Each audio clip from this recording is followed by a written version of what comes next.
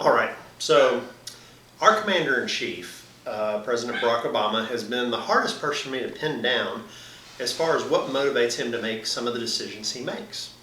You know, he doesn't act like a Democrat all the time. Sometimes he makes decisions a Republican would make. Sometimes he makes a conservative decision. Sometimes he makes a liberal decision.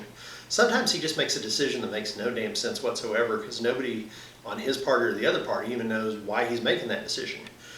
I've looked at it from the point of, is he a communist? Is he a socialist or something, or is he a foreign Kenyan devil, or is he the Antichrist, as some people will put out there?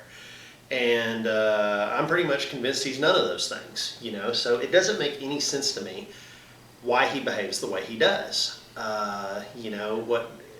where he's getting all this stuff from. And then I was watching a documentary, and it was very interesting. I thought they were going to go the whole devil Antichrist thing, but it turns out they brought up the fact that his father, who he never really knew but immortalized, was anti-colonialist, and that Barack has made himself into an anti-colonialist. And I'm like, what the heck is an anti-colonialist? I'm sure you're asking yourself that now too. Well, it turns out that an anti-colonialist is a person who believes this, that a large superpower or country made its power and its money off the backs and the resources of a smaller country and or people or the poor. So in essence, you have the top 1% of this country and the companies who have exploited the people of this country and peoples of other nations to gain all of their money and power.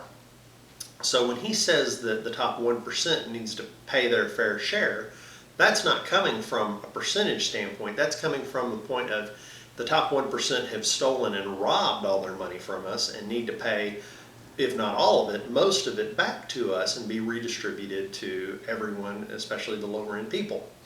So this is kind of a communist Robin Hood idea type thing, this anti-capitalist thing.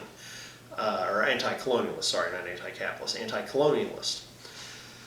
So, again, he believes that people who are very rich are holding down the poor, are taking money from the poor, and are the bad guys. The rich are the bad guys. The poor are the good guys. So he wants to take all of the rich people's money and redistribute it to the poor.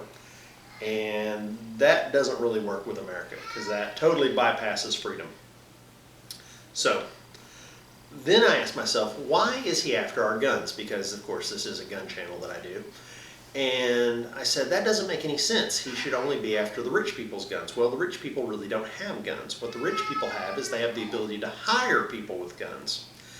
And our president, he has pretty much control of the soldiers and the federal government and the federal agencies as president. And so what does he worry about? I guess he worries about at some point he's going to cross a line and people like me, people like me and you, people who own guns could stand in his way. So he doesn't want us to be armed. He sees no use in people being armed. If you look back at colonial history in colonies, it was the landowners delving out weapons to the people that worked for them to keep control of the population, to keep control of the people. You couldn't have the standing army there 24/7. It cost too much to pay them. So what'd you do? You had the landowners and the people who came in and took control, the lords and ladies, have the weapons and control the soldiers under them or their guards or their mercenaries or whatever you want to call them.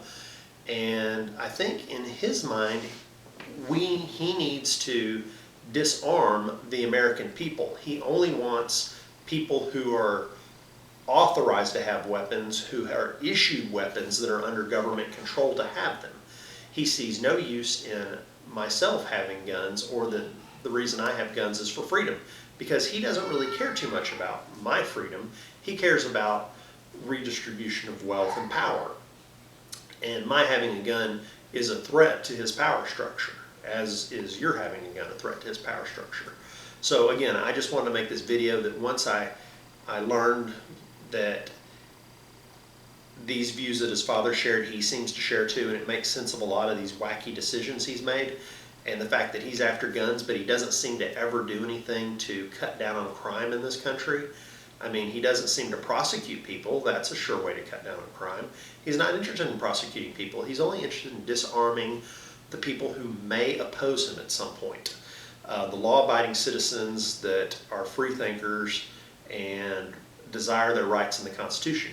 He wants to strip away the Constitution so that he can have more governmental power and can redistribute wealth, which goes completely against everything our founders set up in this country. So I thought I would make this video and share this with you. You can disagree with me. You know, I could be completely wrong. Maybe he's just a whack job. I don't know. But I think this makes a lot more sense than any other theory that I've heard so far about him being the Antichrist, a communist, or the devil. That he simply is a person who is anti-colonialism, anti-empire, and thus anti-American exceptionalism. In fact, when asked about American exceptionalism, he's actually, I've seen him on TV state that he doesn't think America is exceptional or should be exceptional.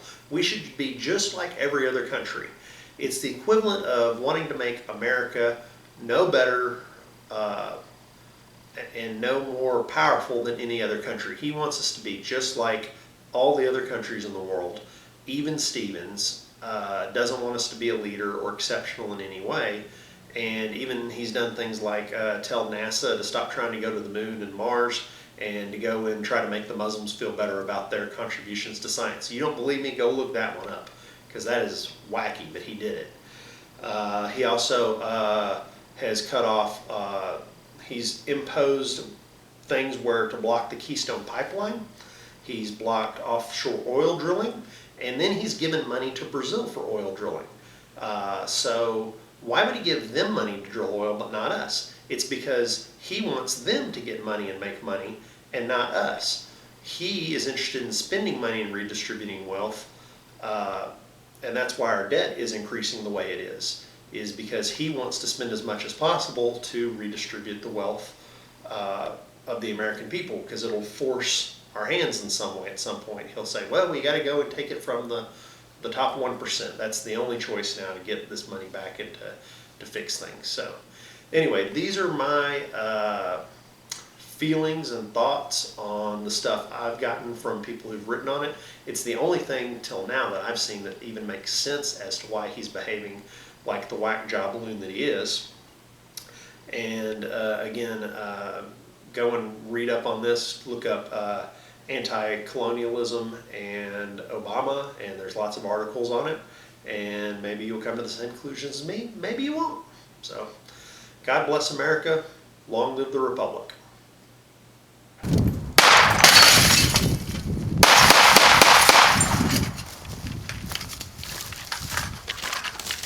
Meep, meep.